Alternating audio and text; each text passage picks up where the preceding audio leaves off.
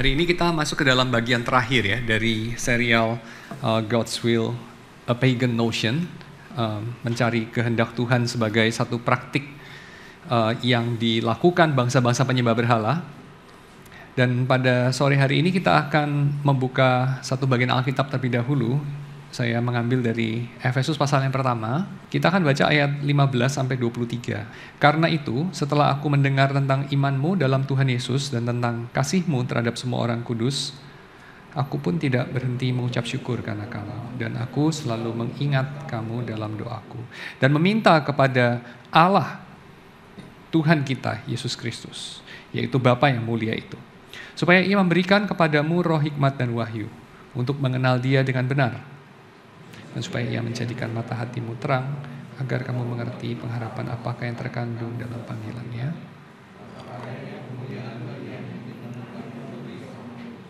dan betapa hebat kuasa-Nya bagi kita yang percaya, sesuai dengan kekuatan kuasa-Nya yang dikerjakannya di dalam Kristus dengan membangkitkan Dia dari antara orang mati dan mendudukkan Dia di sebelah kanannya di surga. Itu lebih tinggi daripada segala pemerintah, kekuasaan dan kerajaan dan tiap-tiap nama yang dapat disebut, bukan hanya di dunia ini saja, melainkan juga di dunia yang akan datang. Dan segala sesuatu yang telah diletakkannya di bawah kaki Kristus, dan Dia telah diberikannya kepada jemaat sebagai kepala dari segala yang ada.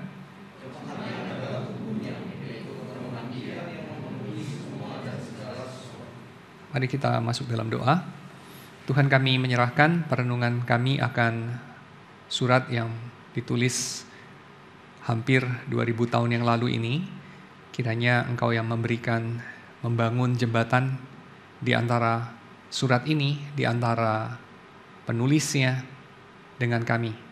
Kiranya ada persekutuan antara kami, pembaca-pembaca di abad ke-21, dengan mereka, pembaca-pembaca di abad pertama, dan juga penulisnya, dan juga terutama dengan Engkau sendiri, yang lewat providensiamu menyajikan persekutuan antara pembaca dan penulis, baik di abad pertama maupun dengan kami di abad ke-21 ini.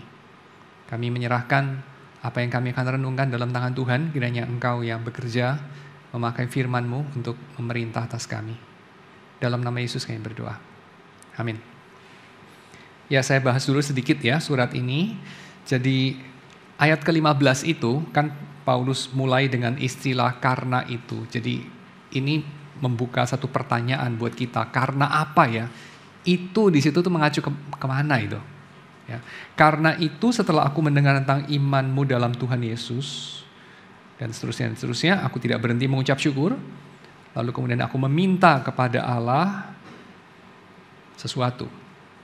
Tetapi karena itu karena apa ya? Tentu jawabannya cukup simpel ya. Paulus tulis di atasnya. Ya enggak? Mulai dari ayat yang pertama sampai dengan ayat yang ke-14 ya. Dan apa yang dia tulis dalam bagian-bagian pertama, kita skip aja bagian ayat 1 sama 2 karena itu standar dari pembukaan surat ya. Kita mulai dari ayat 3. Karena inilah Paulus mengucap syukur mengenai iman dari jemaat Efesus ketika Paulus mendengar tentang mereka ya. Dan apa ini? Apa yang kita baca dalam ayat 3 sampai ayat 14? Yang kita baca adalah puji-pujian Paulus kepada Allah Tritunggal ya. Kepada Allah, Bapa Tuhan kita Yesus Kristus yang dalam Kristus telah mengaruniakan kepada kita segala berkat rohani di dalam surga. Puji-pujian pada Allah Tritunggal. Mengapa Paulus memuji Allah Bapa? Disebutkan karena Allah Bapa telah memilih kita sebelum dunia dijadikan, ayat 4, menentukan kita menjadi anak-anaknya, ayat ke-5, dan itu semua Allah lakukan supaya terpujilah kasih karunia-Nya yang mulia. Oke. Lalu kemudian mulai ayat 7, Paulus menjelaskan mengenai Kristus, dan di situ dikatakan Kristus sebagai yang dikasihi, ya Kristus sebagai yang di dalamnya kita dikasihi oleh Allah Bapa. Kristus dengan darahnya memberikan kepada kita jalan supaya kita mendapat pengampunan. Kristus menebus kita dengan darahnya, ya. Dan itu dilimpahkan kepada kita dalam segala hikmat dan pengertian. Karena Allah telah menyatakan rahasia kehendaknya kepada kita sesuai dengan rencana kerelaannya, yang mana itu rencana kerelaan bagi mereka yang ada di dalam Kristus. Ya, jadi ayat 9 itu ya. Allah Bapa sudah menyatakan rahasia kehendaknya kepada kita yang ada di dalam Yesus. Lalu ayat 10 menjelaskan siapakah Yesus, butir yang kedua, yaitu Yesus adalah persiapan kegenapan waktu. Itu semua dilakukan ya, jadi menyatakan rahasia kehendaknya kepada kita itu dilakukan sebagai persiapan kegenapan waktu, di mana akan ada sesuatu yang lebih dahsyat lagi yang akan kita lihat kelak ya. Yang kita sudah alami, yang kita sudah peroleh adalah pengampunan. Yang kita sudah peroleh adalah adopsi, kita mengalami status yang baru sebagai anak-anak Allah ya. Yang kita sudah alami adalah manifestasi dari kita itu dipilih sebelum dunia dijadikan. Tetapi masih ada yang belum kita lihat. Apa yang belum kita lihat? Yang belum kita lihat itu kita bisa lihat ada dinyatakan Paulus di dalam ayat yang ke-9 dan 10 ya. Yaitu ini semua hanyalah persiapan dari peristiwa ini. Satu persatuan di dalam Kristus. Segala sesuatu baik yang di sorga maupun yang di bumi, di mana Kristus menjadi kepala. Ya, itu yang not yet, itu yang belum, dan itu yang kita sekarang melihat persiapannya. Kita sekarang melihat bahwa penyataan kehendak Tuhan di dalam Yesus, yaitu bahwa melalui kematian Yesus kita ditebus, melalui kematian Yesus kita itu diadopsi menjadi anak-anak Tuhan, melalui darahnya kita beroleh pengampunan, itu hanyalah persiapan saja, persiapan. Yang nanti merujuk kepada sesuatu realitas, yang nanti akan digenapi di masa depan, yang sekarang belum. Apa itu? Persatuan. Persatuan di mana Kristus adalah kepala dari segala yang ada di surga maupun yang ada di bumi. Ya. Dan istilah surga dan bumi ini muncul pertama kali kalau di dalam Alkitab di mana? Surga dan bumi dalam cerita penciptaan ya. Jadi tiap kali kita dengar istilah surga bumi, saya kira kita perlu untuk memperhatikan jangan-jangan, dan biasanya memang ada gema dari narasi penciptaan. Saya kira di sini pun ada ya gema dari narasi penciptaan. Jadi Tuhan menciptakan langit dan bumi pada mulanya. Dan langit dan bumi itu diberikan satu kepala. Kepalanya siapa? Kepalanya adalah manusia. Manusia diangkat Tuhan dalam narasi Kejadian 1 menjadi kepala bagi segala yang ada di langit dan di bumi yang merupakan ciptaan Tuhan. Tapi kepala yang pertama itu, Adam yang pertama, sudah melawan Tuhan. Sehingga dia membawa menyeret segenap ciptaan itu melawan Tuhan juga. Dan segenap ciptaan itu mengalami kesengsaraan. Ya, kesengsaraan itu kita bisa lihat ekspresinya dalam surat Paulus yang lain, yaitu Roma pasal yang ke-8, 18 sampai 33. Segala ciptaan yang di bawah langit, di atas bumi, ya, mereka mengalami kesengsaraan. Mereka dijerumuskan dalam kesia-siaan oleh Adam yang pertama. Dan sekarang Adam yang kedua, yakni Kristus, sudah menggenapkan sesuatu yang masih akan digenapi sampai kepada puncaknya kelak. Apa itu? Yang ini semua menuju kemana? Ini semua menuju kepada bahwa langit dan bumi akan diperbarui. Segenap ciptaan akan diperbarui. Dan itu semua kita bisa lihat tanda-tandanya di dalam apa yang Tuhan kerjakan di dalam Yesus dan extended kepada apa yang Tuhan kerjakan di dalam gereja. Jadi apa yang Tuhan kerjakan di dalam Yesus menggema dalam apa yang Tuhan kerjakan di dalam gereja. Dan Paulus kemudian mengatakan itu belum apa-apa. Kamu belum melihat yang paling terang. Ya, yang paling terang itu apa? Yang paling terang satu hari kelak segala sesuatunya akan dipenuhi oleh Tuhan. Segala sesuatu ini akan dikepalai oleh Kristus. Dan sampai hari itu datang, kita menerima suatu materai. Materai itu disebutkan di dalam ayat yang ke-13 dan 14, yaitu ketika kita mendengar firman kebenaran, yaitu Injil keselamatan, dan kemudian kita mendapati kita percaya. Jadi percaya kepada Injil itu sesuatu yang bukan kita putuskan ya, bukan kita tentukan. Memang kita percaya itu kita memutuskan, kita percaya itu kita melakukan sesuatu. Tapi bahwa kita bisa melakukan itu, bisa memutuskan itu. Kalau kita lihat di sekeliling kita, tidak semua orang itu bisa melakukan, memutuskan itu. Betul nggak? Jadi kita menyaksikan sesuatu di sini, apa itu? Pekerjaan Roh Kudus. Dan Roh Kudus itu adalah materai bagi janji Tuhan itu. Jaminan bagian kita sampai kita memperoleh seluruhnya. Yaitu penebusan yang menjadikan kita milik Allah untuk memuji kemuliaan-Nya. Dengan kata lain, sampai kita melihat Kristus sebagai kepala dari segala yang ada. Sementara itu kita akan melihat pekerjaan Roh Kudus yang tersembunyi, khususnya di tengah kita sebagai gereja Tuhan. Nah, itu sebabnya saya kira logis kalau Paulus menyambung dengan, karena itu setelah aku mendengar tentang imanmu dalam Tuhan Yesus dan tentang kasihmu terhadap semua orang kudus, aku tidak berhenti mengucap syukur. Kenapa Paulus tidak berhenti mengucap syukur waktu melihat iman orang Efesus, ketika melihat orang Efesus saling mengasihi dan mereka mengasihi orang-orang Kristen yang lain? Karena Paulus melihat jejak dari pekerjaan Tuhan.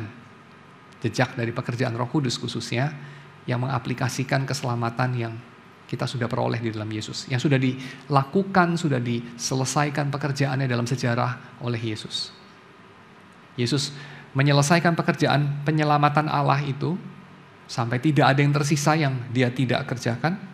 Tetapi pengaplikasiannya dikerjakan oleh Roh Kudus sepanjang zaman, sepanjang tahun. Ya. Dan itu sebabnya ketika setiap kali Paulus menemukan tanda-tanda dari pekerjaan itu, tanda-tanda konfirmasi dari pekerjaan itu, Paulus mengucap syukur. Jadi dia mengucap syukur karena iman dan kasih dari orang Efesus mengkonfirmasi apa yang dia percaya selama ini, yang dia selalu percaya, yaitu Allah Bapa telah memilih orang-orang tertentu, orang-orang Kristen dalam hal ini. Dan orang-orang yang dipilih itu, yang ada di dalam Yesus, mereka akan menerima bagian mereka. Dan itu adalah menyatakan pekerjaan roh di tengah mereka sebetulnya. Dan pekerjaan roh itu adalah suatu persiapan dari suatu hari. Di mana Kristus akan menjadi kepala dari segala yang ada dan kehadiran Tuhan memenuhi bumi. Dan sampai hari itu datang, tiap kali Paulus menemukan 1 dan 2 dan 3 konfirmasi, dia mengucap syukur kepada Allah. Tapi dia tidak hanya mengucap syukur ya, dia juga berdoa, meminta kepada Allah. Ayat 16, ayat 17, apa yang dia minta? Dia minta supaya diberikan kepada orang Efesus roh hikmat dan wahyu untuk mengenal dia dengan benar. Apakah mereka sedang mengenal Tuhan dengan salah? Karena mereka perlu didoakan untuk mengenal Tuhan dengan benar. Apakah mereka tidak punya Roh Kudus sehingga mereka harus didoakan sama Paulus agar mereka diberi roh hikmat dan wahyu? Ataukah roh hikmat dan wahyu ini berbeda dari Roh Kudus? Saya kira tidak ya. Ini adalah Roh Kudus juga, dan mereka bukan mengenal Yesus dengan salah, karena tidak harus kita mendoakan sesuatu yang baik itu karena orang yang kita doakan itu sedang berada di jalan yang salah, benar nggak? Misalnya kalau kita berdoa sama orang ya, orang itu lagi ulang tahun ya, orang ulang tahun kan suka didoakan. Saya berdoa supaya kamu mencintai Tuhan. Bisa nggak orang itu tersinggung gitu ya? Maksud lo, jadi gue nggak mencintai Tuhan gitu ya? Gue berdoa supaya hidup lo dipakai Tuhan. Maksud lo jadi hidup gue nggak ada gunanya gitu ya? Kan banyak orang, bukan banyak orang, beberapa orang ya mungkin punya kecenderungan seperti itu. Tapi saya kira kan tidak perlu ya, tidak perlu. Kenapa? Karena ketika kita mengatakan, saya berdoa supaya hidupmu itu dipakai Tuhan, menghadirkan yang baik, menghadirkan shalom di bumi. Kan bukan berarti sekarang ini tidak sedang menghadirkan shalom, tidak sedang baik-baik saja dan seterusnya. Kan tidak perlu begitu ya. Kita bisa mengatakan ketika Paulus mendoakan ini, sudah jelas ya mereka itu dalam keadaan memiliki iman, mereka mengasihi. Itu kan Paulus sendiri ngomong beberapa ayat sebelumnya. Jadi kan gak mungkin Paulus itu baru beberapa ayat udah pikun ya, udah lupa gitu ya.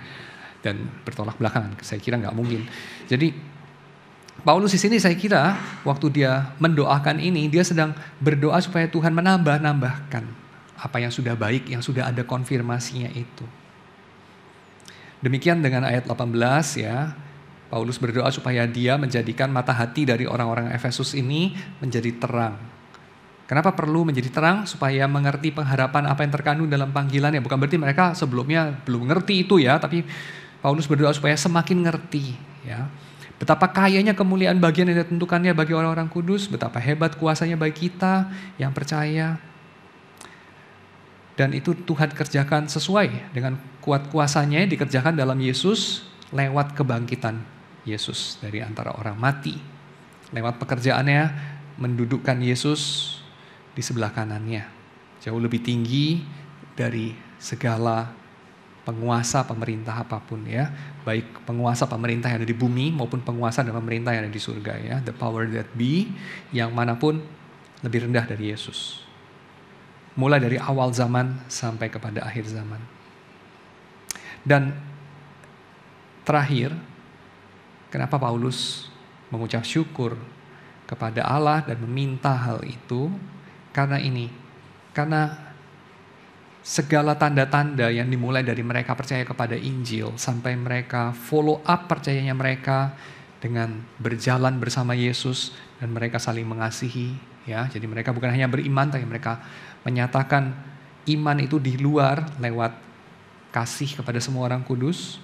Itu menyatakan, mengkonfirmasi bukan hanya pekerjaan Allah yang sudah digenapkan di dalam Yesus, bukan hanya pekerjaan Roh Kudus memeteraikan mereka, tapi juga hal itu mengkonfirmasi bahwa mereka memang adalah jemaatnya. Mereka adalah rakyatnya Tuhan dan bukan rakyat dari bangsa-bangsa. Ya, mereka adalah jemaat yang adalah tubuhnya, yaitu kepenuhan Dia yang memenuhi semua dan segala sesuatu. Oke, jadi dari sini saya mau bicara apa ya? Nah, saya mau bicara adalah saya hubungkan dengan ini ya. Pertemuan pertama kita ini sepertinya semua orang ya, mulai dari orang bukan Kristen bahkan sampai orang Kristen yang cuman munculnya Natal dan Paskah ya, pas napas saja dia muncul, sampai orang Kristen yang kayaknya waktunya paling banyak adanya di gereja gitu ya. Segala jenis orang Kristen deh, sepertinya itu memang sangat tertarik dengan tema bagaimana mengetahui Tuhan itu maunya apa dalam situasi saya yang spesifik gitu ya. Jadi sepertinya itu tema yang sangat menarik bagi semua kalangan, bahkan bagi mereka yang bukan Kristen. Mencari kehendak Allah. Tapi masalahnya ketika kita membaca ulasan dari Bruce Waltke, kita mengetahui bahwa istilah ini juga dipakai dan memang muncul dalam sejarah itu, dipakai oleh bangsa-bangsa yang tidak mengenal Tuhan. Jadi oleh bangsa-bangsa kafir ya, bangsa-bangsa yang menyembah ilah-ilah asing. Jadi bukan penyembah Yahweh bahkan. Mereka mengeluarkan usus dari binatang, menaruhnya di meja, membaca lipatan-lipatannya, atau mereka mengeluarkan hati dari binatang ya, dia punya liver, lalu kemudian dibaca guratan-guratannya. Dan mereka kemudian mengklaim bahwa Tuhan itu menyatakan begini begitu, menginginkan kita melakukan ini atau itu ya, pergi perang atau tidak pergi perang. Kita menarik pasukan atau kita mengirim pasukan tambahan. Nah itu semua ditentukan sama pembacaan usus binatang, pembacaan liver dari binatang dan seterusnya. Kita orang Kristen sudah pasti ya tidak menyembelih ayam atau babi lalu memajang usus dan hatinya di meja lalu membacanya. Kita sih tidak melakukan dengan praktik begitu. Tapi kita melakukannya secara berbeda mungkin ya, yaitu membuka Alkitab secara random misalnya. Atau menafsir tanda-tanda. Oh kalau Tuhan menghendaki untuk saya itu misalnya apa ya, menyatakan cinta saya sama gebetan saya yang itu, nanti dia pakai bajunya itu warna apalah gitu, warna ungu misalnya gitu ya, atau pakai bajunya warna apalah. Lalu kemudian, benar loh dia pakai baju warna itu. Wah ini sudah kehendak Tuhan ya. Kita coba untuk deciphering God's will lewat hal-hal yang ya cuman beda variasi aja sama bangsa-bangsa yang tidak mengenal Tuhan. Lalu kita coba membenarkannya dengan, tapi di dalam perjanjian lama kan ada loh umat Tuhan itu disuruh untuk memakai Urim dan Tumim untuk mencari kehendak Tuhan. Ya, ada juga loh bahkan sampai di dalam perjanjian baru Kisah Rasul mencatat bahwa Matias terpilih untuk menggantikan Yudas yang sudah menyerahkan Yesus dan mati gantung diri. Untuk menjadi rasul, Matias terpilih lewat membuang undi. Ya kan? Jadi membuang undi bahkan ada ayatnya dalam Amsal. Ya, undi dibuang di pangkuan, Tuhan yang menentukan. Loh, itu kan ada banyak ayat. Jadi kan boleh ya kita mencari kehendak Tuhan pakai cara-cara. Bahkan kita kan tidak buang undi ya, cap cip cup yuk buang undi. Kita apalah gitu ya, pilih sekolah buat anak kita pilih tempat kerja atau pilih gereja dengan buang undi ya. Ini dadu ada 6 sisi gitu kan. Ini GRI, yang ini gereja Bethel, yang ini gereja mana gitu ya. Terus buang undi gitu ya. Gereja gua mana minggu depan gitu kan. Nah, kan kita toh tidak melakukan begitu ya, tapi yang seperti itu pun kan ada ayatnya, jadi kan boleh. Nah, ini Bruce Waltke menjelaskan juga ya, dia mengatakan, tapi di dalam perjanjian baru, kamu perhatikan nggak, terakhir itu adalah urusan Matias, dan itu pun kan narator tidak kasih tahu Tuhan setuju apa nggak setuju, ya nggak sih? Ya, jadi dia nggak bilang juga sih bahwa Tuhan nggak setuju Matias dipilih mengganti ya, tapi kan kita tentu harus melihat narator itu lebih secara eksplisit menentukan ya sebetulnya Tuhan setuju apa enggak gitu. Narator just menjelaskan, just menceritakan bahwa memang itu yang dilakukan para rasul, tapi kan tidak bilang bahwa itu menyenangkan Tuhan ya cara itu dan lain sebagainya. Lagi pula Matias kan tidak diceritakan lagi setelahnya, betul ya? Setelahnya diceritakan mengenai Apolos, mengenai Petrus, mengenai Yohanes, Yakobus, Paulus, tapi kan nggak diceritakan mengenai Matias ya, Matias ngapain? Tapi ya oke lah, itu berargumentasi dari kesenyapan itu ya nggak begitu laku ya, karena rasul-rasul yang lain kan juga nggak disebut, padahal Tuhan yang pilih ya dan seterusnya. Tapi oke lah, poin saya adalah ini cara yang sangat jarang disebut ya, sangat jarang disebut dalam perjanjian baru, dan di dalam perjanjian lama pun kalau kita perhatikan ini cara-cara yang Ini cara-cara yang merupakan desperate measures. Jadi kalau umat Tuhan udah kepepet, kayaknya Tuhan gak berfirman, kayaknya kehendak Tuhan harus cepat diputuskan yang mana, ya udah membuang Urim dan Tumim saja. Ya, jadi itu adalah cara-cara yang memang sih Tuhan mentoleransi, karena dia juga toh mengambil dari kebudayaan di sekeliling yang memang kafir, tetapi itu hanyalah apa yang Tuhan toleransi ya, bukan cara paling utama. Cara paling utama kalau kita coba cari tahu ya dalam perjanjian lama maupun perjanjian baru, bagaimana orang bisa mengenal kehendak Allah? Jawabannya adalah dengan mengenal Allah. Mengenal Allah. Kalau kita lihat Yeremia ya, kamu bisa cari itu ya bagian Yeremia menyatakan setelah Israel dipulihkan. Itu apa yang menjadi kebanggaan orang? Apa yang menjadi their precious? Apa yang menjadi gengsi, prestisnya orang itu apa itu ya? Jawabannya adalah karena mereka mengenal aku, kata Tuhan. Karena mereka mengenal Tuhan. Ya, jadi mengenal yang Tuhan mau dalam situasi saya dicapai lewat mengenal diri dan karakter Tuhan. Dan untuk mengenal diri dan karakter Tuhan ada satu hal yang perlu kita pelajari. Apa itu? Yang Tuhan sudah nyatakan dong, penyataan diri Tuhan. Apa itu penyataan diri Tuhan? Alkitab dan kumpulan refleksi mengenai Alkitab. Karena Alkitab itu kan perlu ditafsirkan. Dan soal tafsir Alkitab kan kita tidak mulai dari abad 21 ya. Sudah ada 3.500 tahun sejarah penafsiran Alkitab ya. Sejak sebelum Yesus lahir bahkan. Waktu Yesus lahir kita lihat Yesus bersoal jawab sama orang Farisi, ahli Taurat. Itu apa yang mereka bersoal jawab? Mereka kan bersoal jawab itu mengenai tafsir Alkitab. Benar nggak? Jadi ini namanya tradisi teologi. Tradisi teologi itu bukan kayak tradisi masak kue ya. Kalau masak kue itu kayak satu resep lalu kamu ikuti sepersis-persisnya, makin persis makin bagus gitu ya. Itu tradisi masak kue. Tapi tradisi teologi itu enggak. Tradisi teologi itu tradisi perdebatan. Kita lihat rabi-rabi itu. Mereka penuh dengan perdebatan. Ya, bukan satu rabi ngomong apa, tok ini yang paling benar, yang lain membeo. Enggak begitulah. Mereka mengolah. Mereka berdebat, mereka saling eksplor, mereka saling menyanggah, mereka saling menimpali, membukakan setiap sisi sampai makin luas, sampai makin jelas dan makin dalam ya penafsirannya. Itu tradisi teologi. Dan ketika kita bicara teologi, kita bicara dua hal. Yang pertama, obviously, teologi, logos mengenai theos ya, kayak biologi, logos mengenai bios ya, benar kan? Fisiologi, logos mengenai fisio ya, mengenai tubuh, gerakan atau fungsi tubuh manusia. Teologi, logos mengenai theos. Jadi ini adalah ilmu mengenai atau studi mengenai atau percakapan mengenai diri Tuhan. Oke. Itu yang pertama. Tapi masalahnya adalah diri Tuhan, seperti dikatakan oleh Paul Tillich, adalah the very ground of reality, ya, the very ground of being, the depth of reality.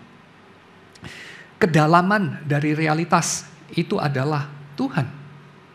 Kalau tidak ada Tuhan, ya hidup menjadi dangkal, pemahaman mengenai realitas menjadi dangkal. Ya, kita lihat aja hidup modern deh. Hidup modern kan tidak ada kedalamannya ya. Demikian dengan relasi modern, tidak ada kedalamannya. Percakapan modern, nggak ada kedalamannya. Bahkan lagu-lagu yang amat sekuler meniadakan sama sekali soal Tuhan dan soal-soal nilai ultimat. Ya akhirnya dangkal, apa sih yang dinyanyikan, apa sih yang dirayakan. Seringkali syairnya pun nggak diperhatikan, bener nggak sih lagu-lagu belakangan. Tapi kalau diperhatikan syairnya isinya receh banget kalau nggak ada isinya. Ya. Jadi kalau kita mau bicara mengenai kedalaman, the very depth of reality, tentu kita harus bicara Tuhan. Maka waktu kita ngomong teologi, kita ngomong mengenai Tuhan ya, God talk itu kan teologi. Tentu kita bukan hanya ngomong mengenai diri Tuhan, tapi ngomong mengenai realitas. Calvin mengatakan, kamu gak bisa kenal dirimu lepas dari mengenal Tuhan. Kamu hanya bisa mengenal dirimu sedalam kamu mengenal diri Tuhan.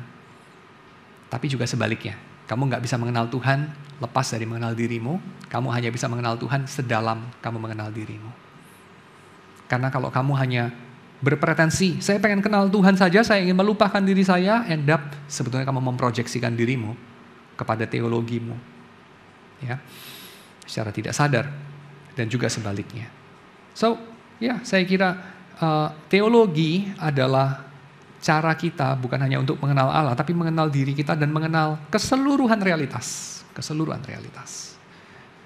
Dan ketika orang modern coba untuk membuang Tuhan, tidak heran ya, mereka kemudian menjadikan otoritas yang paling utama itu apa?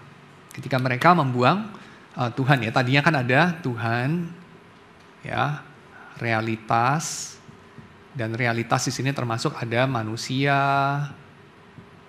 ya, ada apa? Benda-benda, hewan-hewan, ya, dan segala macam lah ya, bumi, ya toh. Ini namanya realitas. Nah, ketika realitas, khususnya ini mungkin realitas ciptaan ya, karena Tuhan kan juga realitas ya, masa Tuhan bukan realitas. Oke lah. Tapi bukan realitas yang dependent terhadap realitas ini, definitely. Realitas ini dependent pada Tuhan, demikian yang kita orang Kristen percaya. Tapi ketika orang sekuler mencoret Tuhan, baik menaruh Tuhan in the bracket ya, kayak orang deis, atau mencoret Tuhan sama sekali, seperti orang-orang ateis. Nah, mereka mau tidak mau akan melihat realitas ini sekarang isinya itu cuma manusia, bumi, hewan-hewan, benda-benda. Betul apa enggak betul? Ya.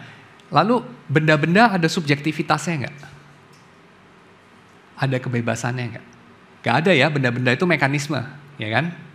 Paling banter random. Ya, dalam level subatomik kan random ya dia ya. So paling banter itu. Tapi enggak ada intensi. Nggak ada subjektivitas, nggak ada keinginan, betul?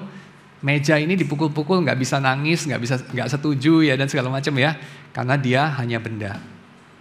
Hewan barangkali ada, tapi hewan juga respon subjektifnya itu sangat primitif lah ya dibandingkan manusia. Malaikat udah nggak ada lah, metafisika ya, orang-orang modern sudah menolak itu adanya malaikat dan segala macam. Ya malaikat dan iblis ya itu sudah nggak ada. Tuhan apalagi sudah nggak ada. Jadi dalam realitas dunia ini cuma tersisa manusia dan lebih utama tersisa saya. Ya. Lalu kemudian ketika mereka mengatakan realitas ini kita pahami bagaimana? Oke, saya pahami sebagai dualitas antara subjek dengan objek. Subjek ada keinginan, objek tidak ada keinginan karena dia deterministik. ditentukan sama peristiwa sebelumnya. Demikian John Locke ya. Jadi subjek ini satu-satunya yang punya keinginan, yang punya hasrat, yang punya emosi, yang punya sudut pandang, subjektivitas deh, punya kebebasan. Yang ini nggak punya kebebasan ya, subjek, objek. Lalu kira-kira nih titik pusat dari alam semesta itu apa jadinya? Tolok ukur dari alam semesta itu apa? Objek. Ya pasti bukan ya. Tolok ukurnya tentu saja kesadaran ya, consciousness. Yaitu manusia. Ya, menjadi muncul kembali apa yang pernah dikatakan sama Protagoras, homo mensura. Manusia adalah tolok ukurnya. Ya, manusia adalah tolok ukurnya. Jadi subjek inilah yang kepadanya semua objek itu terarah atau memiliki makna. Makna hanya ditemukan di dalam kebebasan si subjek. Ini menjadi radikal nanti dalam eksistensialisme. Jadi kalau ditanya, arti dari hidup ini, arti daripada segala sesuatu ini apa? Jawabannya adalah segala sesuatu ini yang nggak punya arti. Tapi manusia kan membutuhkan arti. Oh iya, itu soal yang lain. Terus arti bisa didapat dari mana? Ya dari dibikin lah. Kalau nggak ada terus sementara lu membutuhkan, jadi lu perlu apa? Ya lu perlu bikin gitu aja kan. Lu bikin aja. Bikin pakai dasar apa? Ya out of the blue aja, lu putuskan aja. Nah itu eksistensialisme. Ya. Lu putuskan sendiri aja lah. Kan hidup itu pendek di bawah matahari. Putuskan aja ya apa yang baik buat lu, apa yang jahat buat lu, apa yang lu suka, apa yang lu gak suka, apa yang real, apa yang gak real. Ya, hidup lu buat apa? Putuskan sendiri, gitu aja. Ya. Habis lu mau, siapa mau putuskan? Kodok-kodok gitu, kera-kera, orang hutan gitu, apa? Tanah, nyamuk. Gak bisa kan mereka memutuskan buat lu kan? Lu juga gak mau kan diputuskan sama mereka kan? Jadi udah lu putuskan sendiri, ya. Jadi si subjek ini menjadi pusat ukuran dari segala sesuatu. Nah, problemnya si subjek ini terbatas. Terbatas dia. Terbatas dalam penglihatannya, umurnya, kapasitasnya, segala sesuatu lah. Nah, kalau sudah begitu si subjek ini terbatas, lantas kita jadinya dalam urusan pengetahuan. Itu menjadi all or nothing. Yaitu either kita tahu secara komplit, baru kita bisa tahu yang benar.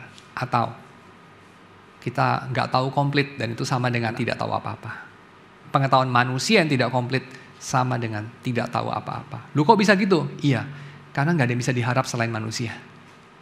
Selain manusia, selain dirimu khususnya. Ya bagi kamu.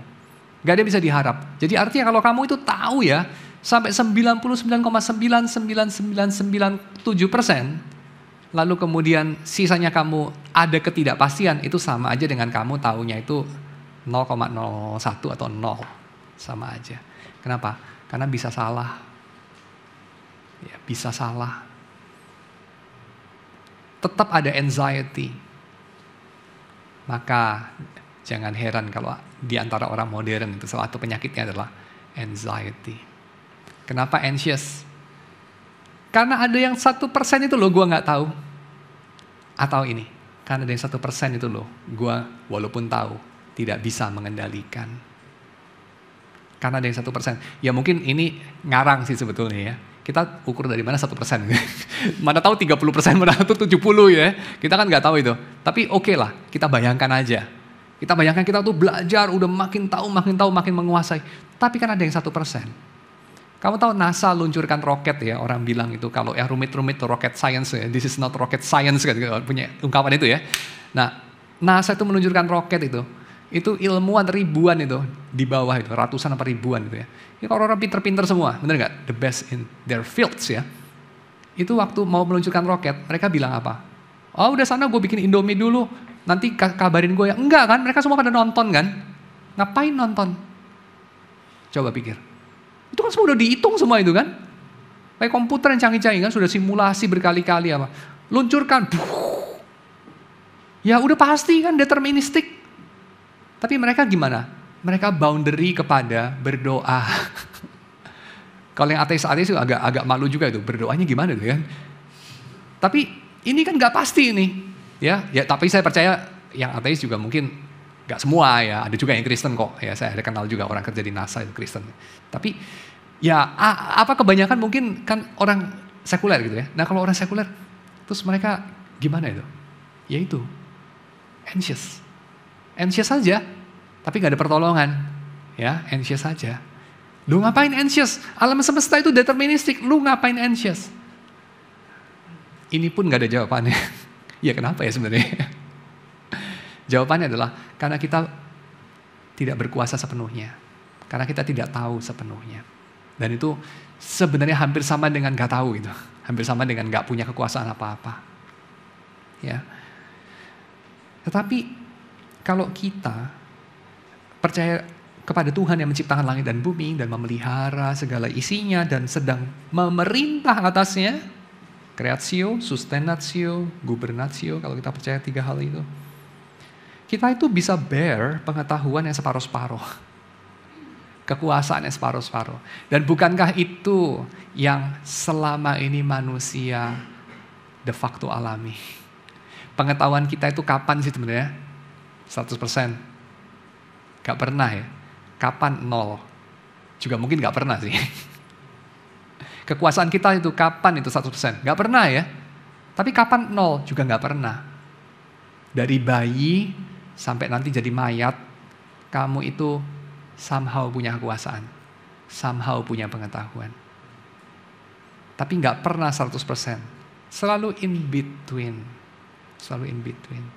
Nah ini gak ada tempatnya kalau kamu coret Tuhan atau kamu bracketing out Tuhan dari hidupmu.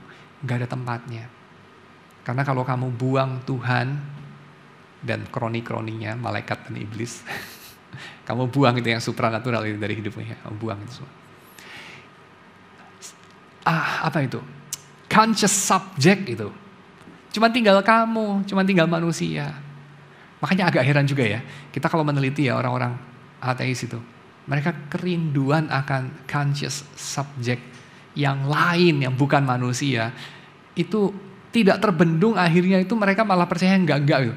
Contohnya ya, orang tidak percaya akan adanya Tuhan, itu bukan berarti tidak percaya akan adanya malaikat, bukan berarti tidak percaya bahwa selain manusia ada yang bisa berpikir, berintelijen, berkeinginan. Mereka banyak yang percaya UFO gitu ya, dan segala macam. Gak banyak sih mungkin, gak banyak dalam jumlah atau persentase ya, mungkin bukan. Tapi ada yang seperti itu, mungkin kebanyakan juga jaim juga ya. Jadi poinnya itu adalah ada kerinduan itu dalam jiwa manusia. Nah ini saya tidak bilang sebagai wahyu dari Tuhan ya, ini just tebakan saya, conjecture saya. Silahkan untuk dibantah nanti. Tapi poin saya adalah ada kerinduan itu.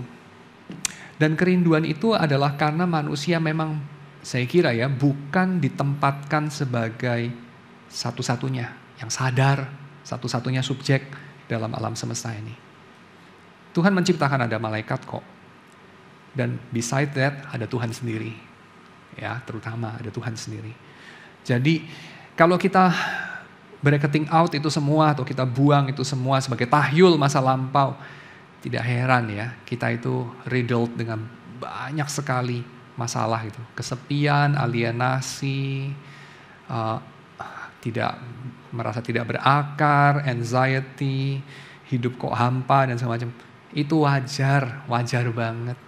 Karena kita tidak diciptakan untuk menghidupi hidup di mana alam semesta ini cuma kita yang punya kesadaran. Kita itu bahkan punya kata Pengkhotbah pasal 3 ayat 11 itu ya, kekekalan dalam hati kita. And yet Tuhan menyembunyikan banyak, kalau bukan sebagian, dari dirinya, dari pemeliharaannya. Ada banyak ruang misteri ya. Sehingga kita tidak akan pernah bisa secara komprehensif mengerti, kata Pengkhotbah, apa yang Tuhan sedang kerjakan dari awal sampai akhir. Tapi kita merasa nggak merasa, mengakui nggak mengakui, kita punya kepentingan. Kita punya kepentingan untuk menguasai Tuhan lewat pengetahuan. Ya, sehingga itu sebabnya kita kepengen mencari kehendak Tuhan. Mencari kehendak Tuhan itu adalah untuk menguasai Tuhan, menguasai nasib kita, menguasai anxiety kita. Dan itu terpicu terutama oleh starting point kita. Starting point kita adalah manusia satu-satunya. Orang modern lah ya, ini agak baru sih sebetulnya. Jadi masih agak berapa ratus tahun belakangan. Sebelumnya itu orang punya problem yang berbeda lah daripada problem ini. Ya. Oke, tapi kita orang modern kan, kita bukan orang kuno ya. Dan ini kemudian kita akali dengan apa ya? Kita akali dengan kita memisahkan antara nilai-nilai values ya dengan fakta-fakta.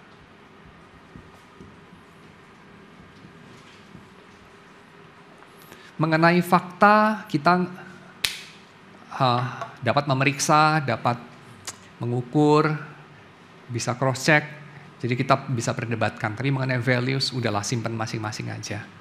Ya, kamu pegang punyamu, aku pegang punyaku, dia pegang punya dia, udah kita tidak saling mengatur, kita tidak saling menggurui dan seterusnya, masing-masing pegang nilai masing-masing. Ya, bagi saya ini berharga, bagi kamu tidak, ya nggak apa-apa. Bagi saya ini yang benar, bagi kamu itu salah, ya nggak apa-apa. Semacam itu, facts and values separation. Ya.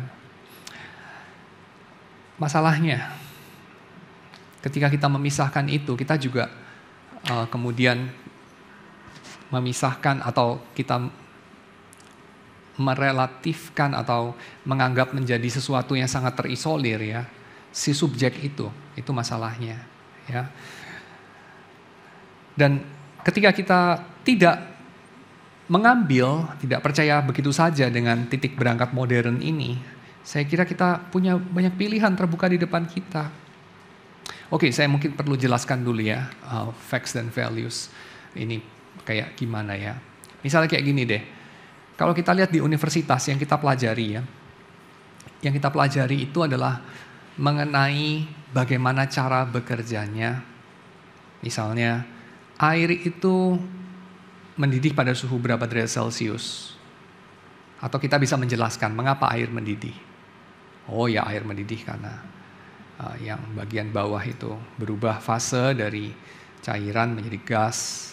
Gas itu dia cenderung mengisi ruang, ya gas itu dia cenderung lebih ringan daripada liquid, maka dia naik ke atas. Dan karena sumber panasnya di bawah dan ada gravitasi ya dan segala macam, maka bisa digerakkan gas yang naik ke atas. Maka itu yang namanya mendidih ya. Kenapa pada suhu 100 derajat Celcius? Oh ya, tentu Celsius itu kan juga perjanjian saja. Tapi kenapa pada certain point? Ya karena pada point itu H2O ini mengalami begini dan begitu dan segala macam. Kita bisa jelaskan, ya oke. Tapi kalau kita tanya lebih lanjut, tapi kenapa begitu? Tapi kenapa begitu? Dengan kata lain, kita bertanya, mengapa hukum alam itu seperti itu? Atau mengapa rumus-rumusnya begitu? Jadi ketika kita bukan lagi bertanya rumusnya apa ya? Apa keterkaitan antara kalau ini H2O atau ini H2O dikasih garam, atau ini atau merkuri misalnya, atau apapun. Bukan, tapi kita tanya mengapa rumusnya gitu. Ya kita bisa jelasin sih ya, kenapa rumusnya begitu macam-macam. Tapi pada satu titik kemudian, kita nggak bisa jelasin lagi, kita hanya bisa bilang apa? Ya begitu, ya begitu. Kenapa kita jelasin ya begitu, ya begitu? Saya cuma mengamati aja, dan saya kemudian coba untuk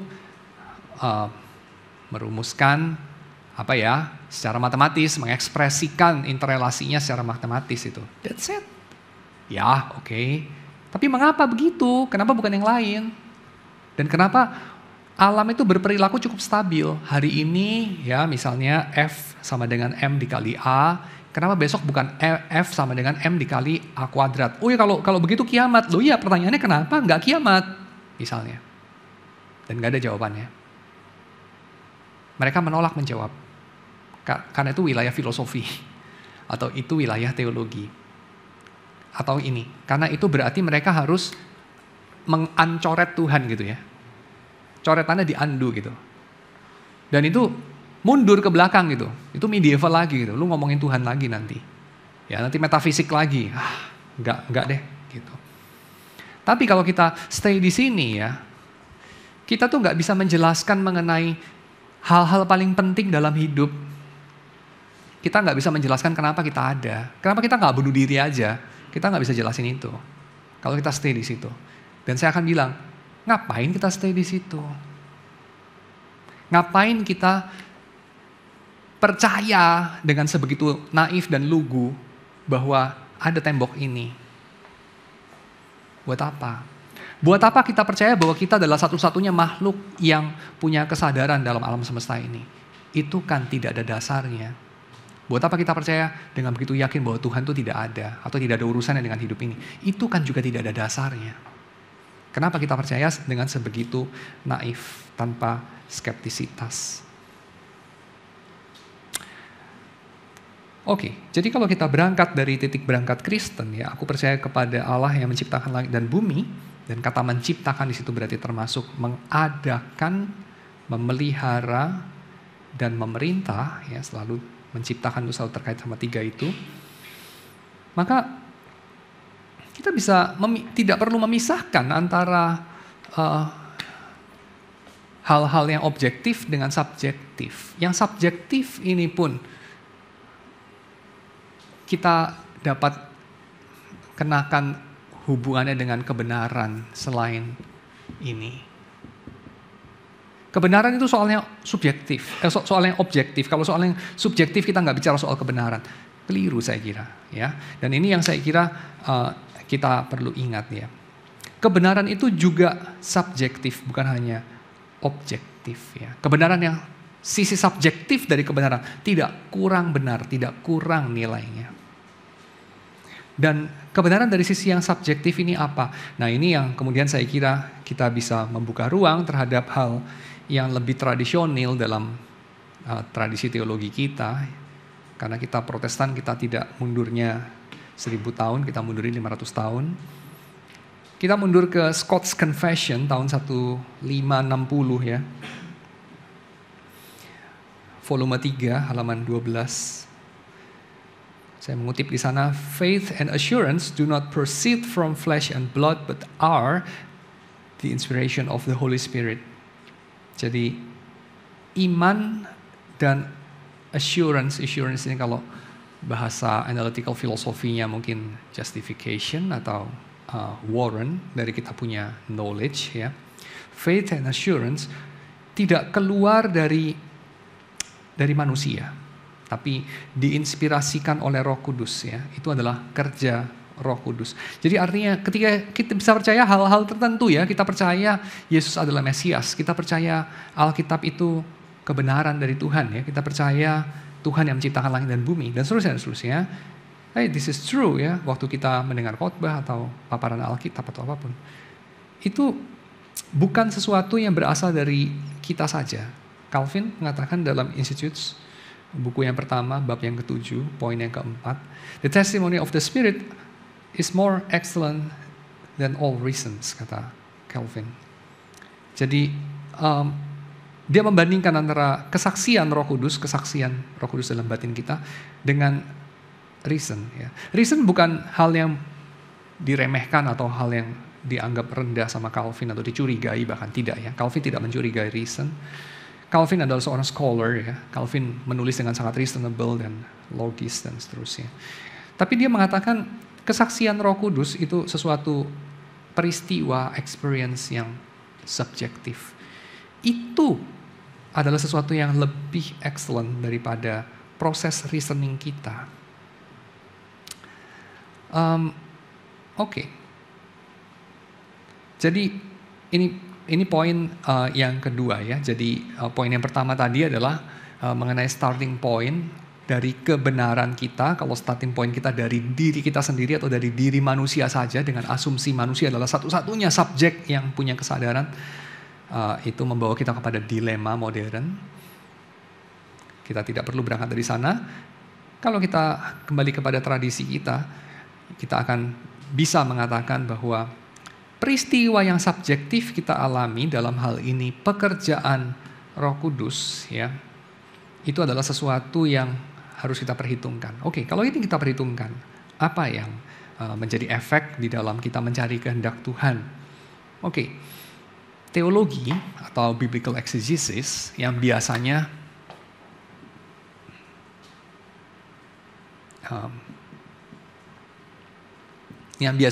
dikaitkan dengan hal-hal yang objektif dari iman Kristen atau dari kehidupan Kristen, yaitu apa? Membaca Alkitab, betul ya, berteologi, kalau secara Protestan dari Alkitab, kalau secara tradisi Ortodoks atau tradisi Katolik dari tradisi teologi atau tradisi tafsir juga, ya sama-sama buku juga ya.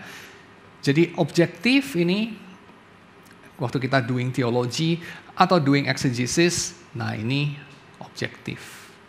Tapi kemudian ketika kita bicara mengenai spiritual formation, ya kita bicara mengenai manusianya seperti apa, lalu kita bilang apa? Nah, itu wilayah subjektif.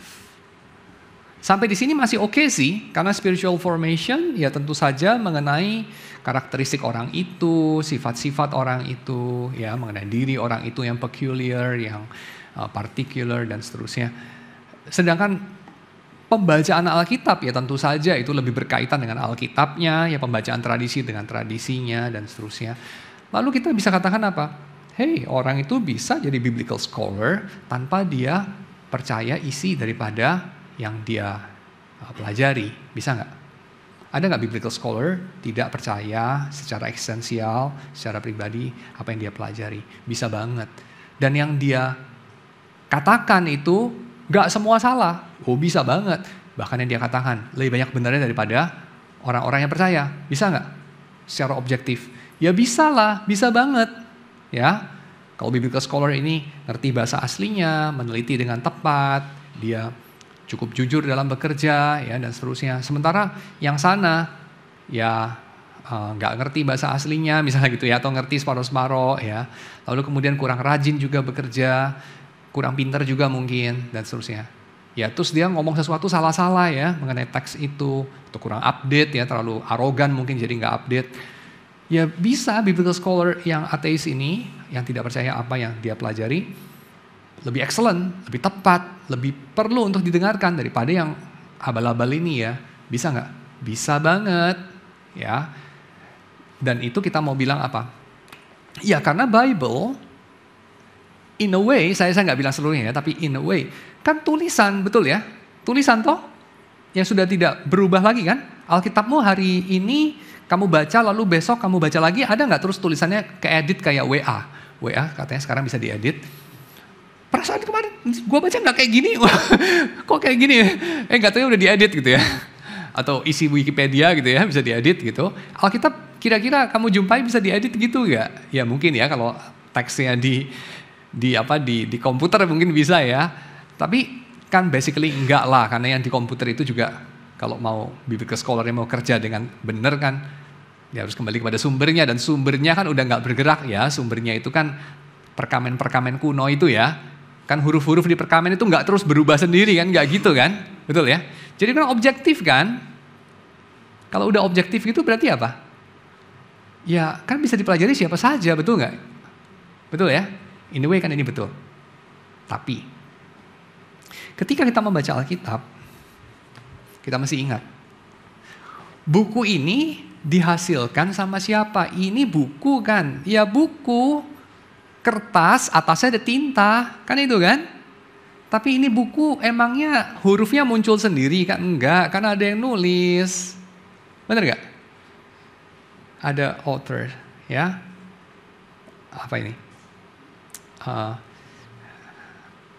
Scribes ya. Ahli Taurat, ahli kitab ya. Baruk gitu kan. Yeremia, Yesaya ya kan yang nulis kan? Musa ya, Paulus ya kan, penulis Alkitab. Lalu ada readers lah ya. Readers ada dua ya, original readers sama contemporary readers ya. Pembaca pertama, kalau surat Paulus ya di abad pertama. Pembaca pertama Injil-Injil abad pertama ya, kalau perjanjian lama ya 1500 tahun, 1000 tahun, 500 tahun sebelumnya ya. Lalu kemudian kita bilang, yang di hadapannya semuanya ini ada, hidup dan bergerak kan adalah Tuhan ya. Jadi Tuhan yang menginspirasi penulis Alkitab, Tuhan yang mengiluminasi pembaca, baik pembaca dulu maupun pembaca sekarang, begitu kan? Dan Tuhan yang menyertai penulisan Alkitab itu, bener kan? Nah sekarang kita tanya, masing-masing komponen ini, bukunya objektif nih. Betul dong, objek kan Alkitab itu kan? Penulisnya objek gak? Penulisnya itu objek bukan? Ya in a way ada objek juga ya, tapi kalau dibilang antara subjek sama objek, ya penulis juga objek sih, betul ya? Pasti dong ya, objek kan, itu semua kan objek. Tapi dia punya subjektivitas gak? Penulis. Punya sudut pandang dia, standpoint dia, ciri khas dia, kebebasan dia. Punya ya? Penulis adalah subjek. Pembaca subjek juga bukan? Atau hanya objek saja pembaca itu? Tidak ya, pembaca juga subjek. Baik pembaca yang mula-mula maupun pembaca yang kontemporer. Tuhan subjek juga enggak? Tuhan subjek, betul? Yang tidak boleh jadi objek. Gitu kan? Oke, Tuhan juga subjek. Sekarang saya tanya, kalau kamu hanya membicarakan murni tulisannya, dan kamu mengasumsikan walaupun tidak ngomong, seolah-olah itu kertas itu bisa tiba-tiba muncul huruf-huruf gitu. Kira-kira kamu membuang apa di situ? Kamu membuang elemen-elemen subjektif dari peristiwa kamu membaca Alkitab. Lalu kemudian itu didorong sama apa? Saya kira itu didorong sama ini, ya. Separasi facts and values itu. Dan kemudian ini membawa kepada apa? Perceraian, kata Bruce Waltke, antara teologi dan eksegesis. Kita ceraikan dari spiritual formation, karena yang ini subjektif, yang ini pekerjaan objektif, ya, teologi dan biblical exegesis. Dan itu sebabnya kata Waltke ketika saya menghadiri ini ya seminar dan presentasi di SBL, Society of Biblical Literature, itu kan ahli-ahli kitab yang paling jago-jago lah ya di zaman ini gitu ya. Gak pernah ada tuh yang sebelum presentasi berdoa dulu gitu ya. Kenapa? Loh ini kita lagi presentasi objektif ini kan. Lagi pula gak semua diantara para ahli biblika itu kan orang Kristen ya, atau bahkan orang yang percaya Tuhan ada ya. Jadi ya mungkin ada alasannya juga sih kenapa gak pernah dibuka di dalam doa ya. Karena kan nanti jadi patronizing gitu ya doa, nanti doanya pakai doa yang mana gitu ya. Tapi poinnya Waltke saya kira masuk akal ya, yaitu apa? Itu barangkali itu mencerminkan juga perceraian modern antara subjek sama objek, fakta sama nilai ya. Dan kita membawa-bawanya ke dalam menceraikan antara belajar teologi atau belajar eksegesis ya, belajar menggali Alkitab dengan pertumbuhan rohani. Dan itu tidak pada tempatnya ya.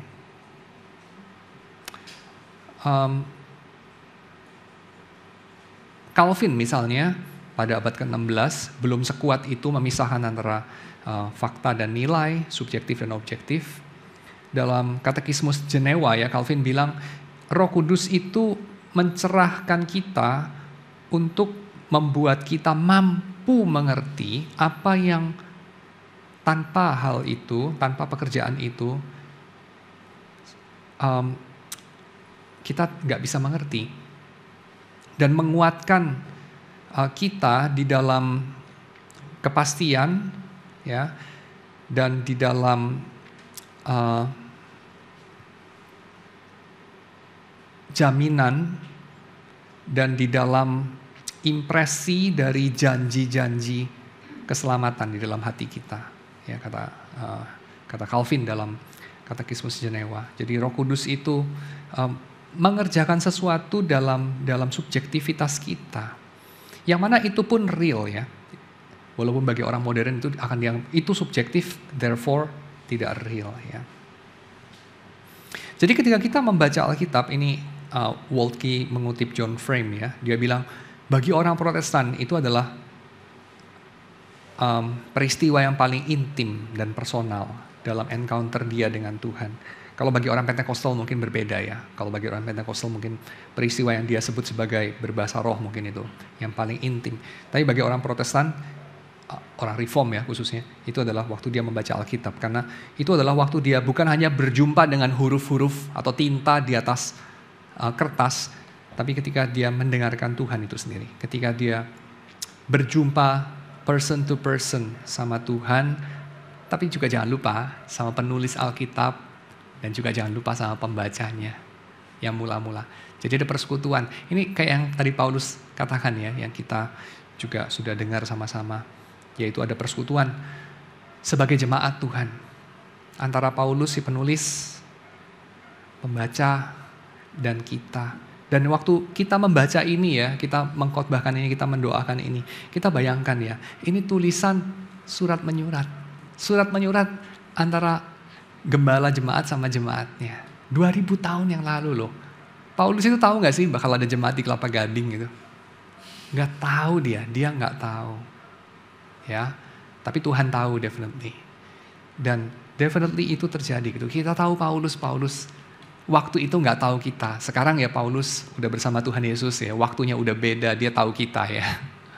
Tapi kita gak bisa dengar Paulus komen apa, gak ada. Kita nggak tahu nomor WA-nya Paulus kan gitu ya. Kalau ada yang ngaku-ngaku punya nomor WA-nya Paulus, itu pasti palsu atau Paulus yang berbeda ya. Mungkin nama belakangnya bukan Tarsus gitu kan. Bukan Paulus dari Tarsus. Ya, oke. So, kita itu ketika berjumpa dengan Alkitab, membicarakan teologi, membicarakan penafsiran Alkitab, kita itu sedang berelasi intersubjektif dengan Tuhan dan dengan jemaat Tuhan yang adalah satu tubuh ya, baik jemaat Tuhan di masa lampau maupun di masa kini. Jadi bagaimana kita memahami kehendak Tuhan? Kita memahami kehendak Tuhan sampai sejauh ini adalah lewat jalan objektif, yaitu lewat jalan memahami teologi. Karena kita mengerti teologi berarti mengerti diri Tuhan dan mengerti seluruh realitas. Dan itu cukup masuk akal kalau lu kenal Tuhan, lu kenal kehendaknya dong. Lu tahu kira-kira dia maunya apa. Itu cukup masuk akal. Dan yang kedua, kita diperingatkan akan satu kesempitan dari cara orang modern melihat realitas yang terus exclude segala kerja Roh Kudus yang subjektif itu ya. Yang kalau kita tidak buang, betapa banyak kekayaan hidup kita yang selama ini kita tidak pernah explore. Dan yang terakhir, mengenal Tuhan adalah berjalan bersama Tuhan. Waltke ini dulu pernah mau masuk militer, tapi ditolak ya, nggak lulus dia. Lalu kemudian dia kadang-kadang suka pakai jargon militer gitu. Terus dia bilang kayak seperti perkataan yang cukup sering muncul di antara orang-orang militer di Amerika yang don't just talk the talk ya, but walk the walk yang dia bilang ya. Jadi kalau kita orang Indonesia akan ngomongnya begini ya, lu jangan ngomong doang ya kira gitu ya. Jadi firman Tuhan itu bukan cuma untuk diomong doang, didiskusikan doang, tapi untuk dijalani. Jadi ketika kita menjalaninya, kita berjalan bersama dengan Tuhan. Dan ya eksegesis kita bisa salah, bisa benar ya. Tapi ketika kita berjalan bersama dengan jemaat Tuhan, Tuhan akan memimpin kita. Kalau kita jalannya salah, Tuhan akan mengarahkan kita kembali. Ya, itu bagian yang terakhir dari pembahasan Waltke ya. Lewat intercept-nya Tuhan ya. Divine interception, intervention itu. Intervention itu tidak terjadi ketika kita meminta, kata Waltke. Jadi kita jangan salah ya, ini bagian yang saya minggu kemarin gak sempat bahas ya. Yaitu intervensi itu pada akhirnya jangan disimpulkan. Tuh kan ada divine intervention kan, tuh kan Tuhan pakai cara itu kan. Jadi gue sekarang minta aja sama Tuhan gitu. Tuhan kalau memang engkau menghendaki saya untuk apalah pindah ke negara mana ya, maka engkau sekarang juga kasih tanda gitu, ada kilat, bener loh ada kilat, wah berarti gue pindah gitu ya. Itu kayaknya bukan seperti itu ya, karena Tuhan itu tidak memberikan intervensi kata Waltke ketika diminta. Yang memberikan intervensi ketika diminta itu seringkali kuasa-kuasa yang lain. Ya, Tuhan tidak memberi intervensi ketika diminta. Tapi Tuhan memberi intervensi. Tuhan mengintervensi perjalanan Paulus menuju ke Damsyik. Itu kan intervensi. Tuhan intercept itu. Paulus itu mau berjalan kemana, kemudian diintercept lewat mimpi. Dia kemudian beralih ke Makedonia, ya, karena dikasih visi orang Makedonia, memanggil-manggil, ya, dan seterusnya. Tuhan intercept itu ketika orang itu tidak sedang bergumul mencari kehendak Tuhan. Tuhan intercept. Jadi artinya apa? Lu gak usah takut lah Tuhan tuh gak berhasil hubungin lu, dia akan bisa hubungin lu, kira-kira gitu. Kamu di sini pernah gak sih ada yang kayak mau kasih tahu orang nomor telepon kamu ke presiden waktu dia baru terpilih? Kenapa? Takut-takutnya dia gak punya nomor saya atau punya nomor saya yang lama yang udah angus gitu ya, diambil penipu atau apalah gitu kan. Lalu nanti kalau dia mau cari menteri, dia telepon saya bagaimana ya, dia gak punya nomor telepon saya kan. Ada gak yang pernah gitu? Mungkin tahun 2014, mungkin tahun berapa waktu Jokowi baru naik, Jokowi gak punya nomor telepon saya loh, pantesan saya gak pernah ditelepon jadi menteri. Saya kira juga gitu loh ya, saya gak pernah ditelepon jadi menteri sama Jokowi, kenapa? Dia mungkin gak punya nomor telepon saya. Does it make sense? Ya dong, dia gak punya nomor telepon saya, benar juga kan? Tapi karena dia punya certain kekuasaan, saya kira kalau dia mau telepon lu, dia bisa telepon lu. Kalau dia mau telepon lu, dia bisa telepon lu. Tuhan mau telepon lu, mau kasih tahu lu, terus gak berhasil gara-gara, aduh gue simpen nomornya di mana ya, gitu kan? Tuhan database-nya kayaknya somehow keliru gitu ya. Itu kan pikiran ngaco banget, gak mungkin. Saya kalau salah berjalan gimana ya? Saya kalau salah sampai mengambil keputusan gimana ya? Hancurlah rencana Tuhan buat saya karena saya salah ambil keputusan. Itu kayaknya anxiety yang gak ada gunanya sama sekali gitu. Itu anxiety yang berasal dari kita pikir Tuhan bodoh atau lemah atau payah kayak kita. Kenyataannya kalau dia mau hubungin lo, dia akan hubungin lo. Kalau dia gak hubungin lo, ya artinya dia gak merasa perlu hubungin lo, gitu aja. Dia memakai channel yang sering dia pakai. Gak usah lalu cari yang aneh-aneh gitu. Tuhan tuh gak pernah menjumpai gue dalam mimpi ya, pengen salah ya dengan gue ya. Jangan-jangan gue memang bukan anak Tuhan gitu. Tuhan gak pernah kasih tanda yang dahsyat-dahsyat gitu ya. Kayak gue lagi naik motor, jeleger dari langit gitu kan. Kenapa engkau menganiaya aku? Gak pernah ada gitu kan. Berarti gue bukan anak Tuhan yang bener. Aduh. Itu sesuatu pikiran yang berdasarkan apa sih? Kalau yang aneh-aneh terjadi, itu baru dari Tuhan. Asumsinya kan keliru, saya udah bahas panjang lebar minggu kemarin ya. Itu asumsinya keliru banget. Ya, jadi kalau dia mau hubungi kita, karena kita sedang berjalan di jalan yang salah, dia akan berhasil. Ya, jadi jangan takut kamu itu karena ketidaktahuan akhirnya stay pada jalan yang keliru. Enggak. Tuhan itu menarik kamu keluar dari kegelapan, menarik kamu keluar dari neraka, boleh dikatakan ya, so to say ya. Masa dia gak becus sih memelihara kamu di dalam jalan dia gitu. Itu aneh banget. Ya sorry Pak, jadi saya kepikiran, saya kalau misalkan orang itu dia udah kena konsekuensi yang dia lakukan gitu. Misalkan let's say, ini pertanyaan yang suka saya ulang-ulang karena memang menurut saya masih gak jelas, masih nggak mengerti dan masih digumuli dan masih struggling dengan pertanyaan ini ya dalam kehidupan saya itu. Yes. Jadi misalkan kalau seseorang sebenarnya dia mau jadi, let's say dia mau menjadi seorang jadi seorang pianis yang handal gitu, dan memang panggilannya di sana gitu loh. Dan memang dia mau juga gitu loh, mau juga dia tapi di negara yang dia mau tinggal gitu, bukan misalkan saya kayak di Indonesia yang jelek atau apa gitu ya. Dia nggak mau kayak gitu, tapi ternyata entah kejadian gitu tiba-tiba karena dia apa gitu, ada satu hal yang dia menyangkut kehidupannya dia itu langsung kena musibah atau dia akhirnya tidak bisa menjalankan, bahkan walaupun juga kalau rencana Tuhan misalkan pengen dia misalkan jadi pianis gitu kan contohnya, ternyata akhirnya nggak jadi karena masalah itu gitu sampai seumur hidupnya. Nah, apakah begitu?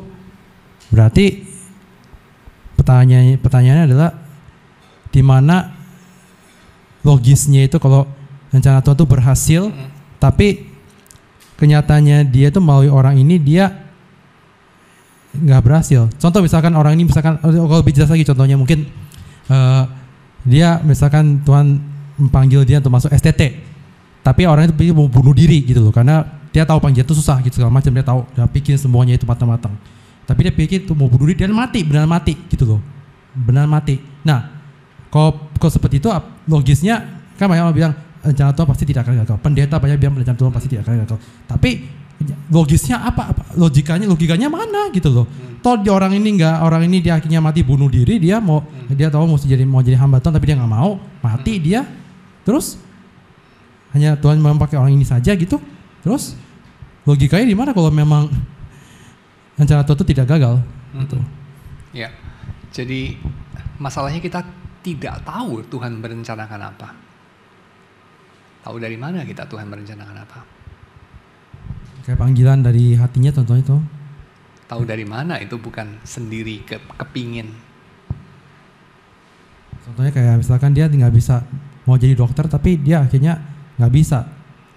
Dia dari kesaksiannya dia gitu loh. Nah, Calvin itu ada kasih satu, ya bukan satu sih, beberapa inilah ya, poin gitu ya. Salah satu poinnya dia itu saya kira paling instruktif itu adalah begini. Kalau udah kejadian, itu artinya itulah kehendak Tuhan. Karena tidak ada sesuatu yang terjadi di luar kehendak Tuhan. Jadi kalau udah kejadian, berarti Tuhan menghendaki itu. Misal, Tuhan tuh menghendaki Jerman kalah dalam Perang Dunia Kedua. Mungkin nggak Tuhan menghendaki sebenarnya Hitler itu jadi raja dunia gitu? Jawabannya enggak, karena kenyataannya Jerman kalah dalam Perang Dunia Kedua. Kan gitu. Hitler mati. That's it. Jadi yang sudah terjadi itu adalah kehendak Tuhan. Tapi sebentar Pak, ada 6 juta orang Yahudi itu mati dulu di kamar konsentrasi kan? Itu terjadi kan? Berarti itu kehendak Tuhan kan? Tuhan menghendaki kan? Oke, kita bisa bilang begitu. Tapi kan Tuhan yang baik dan Tuhan yang maha kuasa, masa bisa menghendaki itu? Wah, ini sudah persis ini. Persis classical Epicurean problem of evil. Jawabannya berjilid-jilid buku itu, ya. Tapi kira-kira Calvin akan jawab apa? Dia akan jawab, sebentar, kehendak Tuhan itu ada beberapa macam. Ketika aku mengatakan aku menghendaki, itu ada di dalam arti aku berdaulat dan aku memimpin, memerintah, dan aku pada akhirnya, let's say, mentoleransi ini, tapi bukan berarti aku menginginkannya, apalagi aku menyebabkannya. Tapi ada yang aku sangat merindukan, menginginkan itu. Sebagai contoh ya, Tuhan itu paling merindukan sebenarnya orang Israel itu bagaimana misalnya. Tuhan sangat merindukan orang Israel itu ya baik-baik aja. Mereka itu menjalankan 10 perintah Allah dan 613 halakah yang lain itu ya. Segala perintah dalam Torah itu mereka jalankan. Kalau itu mereka jalankan ada gak pembuangan? Gak ada pembuangan. Kalau gak ada pembuangan ada gak bait suci yang kedua itu ya, Second Temple itu dipenuhi dengan orang-orang yang menjilat Herodes menjilat Kaisar Romawi, mereka kali kong sama penguasa asing. Lalu pada akhirnya mereka menuntut penguasa asing itu ya, dalam hal itu Pontius Pilatus untuk menyalibkan Yesus. Ada nggak kejadian itu? Ya nggak ada. Kan bait suci baik-baik aja, orang Israel kuai-kuai baik-baik aja ya. Nggak akan menyalibkan Yesus kan? Terus Yesus datang ke dunia ini mau menebus dosa manusia. Terus jadi bingung dia mau cari Yudas, aduh nggak ada Yudas di sini gitu kan? Kira-kira skenario itu mungkin nggak terjadi? Nggak mungkin terjadi, tapi Tuhan dapatkah dikatakan dia sebenarnya sangat menginginkan agar orang Israel melakukan semua perintah dalam Torah? Oh ya, sangat menginginkan. Jadi kalau kita bicara kehendak Tuhan, kita mesti bicara itu ada beberapa step, ada beberapa jenis kehendak Tuhan. Kehendak Tuhan yang dalam arti ketetapannya yang kekal, kedaulatannya sebagai pemerintah. Nah itu dapat dilihat dari apa yang terjadi.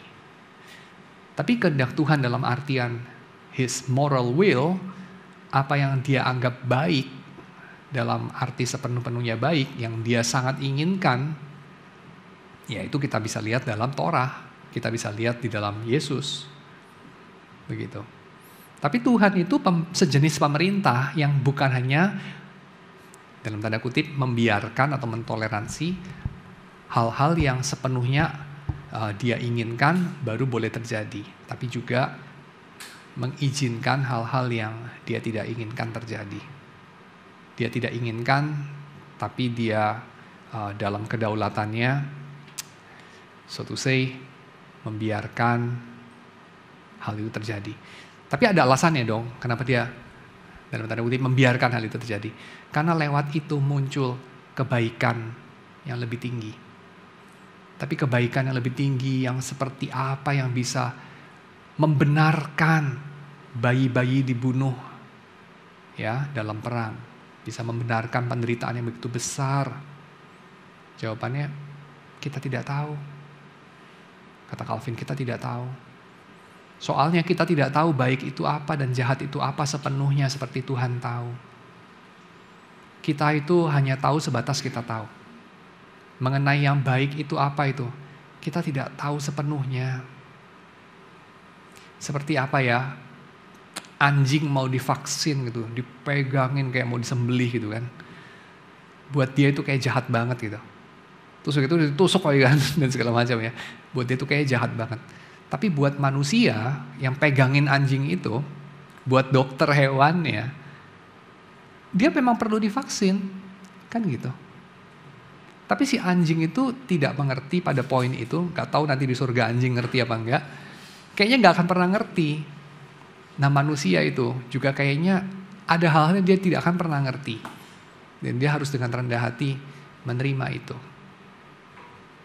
Dan dengan kepercayaan bahwa Tuhan yang baik tidak akan membiarkan hal-hal apapun, kecuali itu bisa menerbitkan hal yang lebih baik dari sana. Perkara bagaimana saya tidak mengerti. Nah seperti itu. Cuman ke depannya kadang-kadang ya Tuhan singkapkan juga, sehingga kita pelan-pelan bisa ngerti juga. Tapi itu nggak pasti, bukan jaminan gitu. Nggak tentu itu. Nah itu kira-kira. Tapi yang kalau saya menanggapi contoh tadi ya, saya kira kita perlu tahu. Ada prioritas dari hal-hal ini, Tuhan tuh lebih kepengen kita miliki. Ada hal-hal ini Tuhan tuh sebenarnya, ya lu miliki, lu nggak miliki nggak terlalu beda jauh. Nah hal-hal yang Tuhan lebih ingin kita miliki adalah kita jadi orang yang mencintai Tuhan, mencintai sesama, jadi orang yang bertumbuh, jadi orang yang baik. Itu Tuhan lebih ingin. Tapi jadi orang yang kayak gitu ya, bisa nggak sih sekaligus kita jadi let's say pianis berkaliber internasional? Bisa. Bisa nggak sih jadi guru piano Yamaha? Bisa juga. Bisa nggak dengan tinggal di nggak tahu di mana gitu, di Australia mungkin, di Jerman mungkin, bisa nggak dengan tinggal di India, mungkin di Sri Lanka, di Bangladesh, bisa juga. Yang pertama paling penting, yang kedua relatif. Mungkin kayak makan sama pacar, yang dimakan apa relatif, makan di mana relatif, makan sama kamu, itu yang absolut, itu yang paling penting. Nah mungkin itu ya. Ya pertanyaannya dari seluruh pembahasan bukunya Bruce Waltke. Kamu udah pernah nerapin yang mana kira-kira? Dalam realisasi kamu bulan-bulan ini kan kayak udah berapa bulan ya? Kamu ada gak cerita mau berbagi sama temenmu? Saya terapin sampai di sini. Ada kendala di sini. Ya ada hal yang saya gak setuju di sini. Ada hal yang saya menolong menurut saya di sini dan seterusnya. Poin yang mana ya kamu mau berbagi dalam seluruh perjumpaan kita. Oke, cukup jelas gak pertanyaannya? Jadi kan bukunya Waltke ini banyak nih ya, kita udah pelajari nih, ada nggak tahu 4,5 bulan kali ya, atau 5 bulan gitu ya. Banyak poin kan, mulai dari kayak ternyata mencari kehendak Tuhan itu pagan banget loh gitu ya, istilah itu kafir banget. Kayaknya lebih banyak dipicu sama kita punya insecurity ya, hasrat untuk mengendalikan atau apapun gitu ya.